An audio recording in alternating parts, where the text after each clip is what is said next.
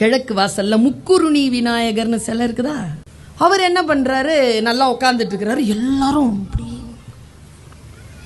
அங்க வெளியில யானை இப்படி கேட்குது.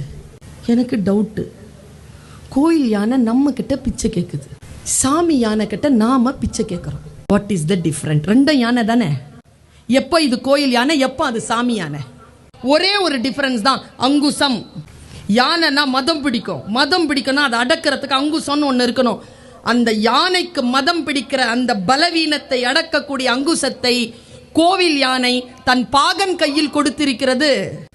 விநாயக யானையை ரொம்ப நல்லா டைட் க்ளோஸ்அப்ல பாருங்க, அவர் தான் கையிலே வச்சிருப்பார். அதை எவன் ஒருவன் தன் பலவீனத்தை அடக்கக்கூடிய ஆயுதத்தை அடுத்தவர்கள் கையில் கொடுக்கிறானோ அவன் பிச்சை எடுப்பான்.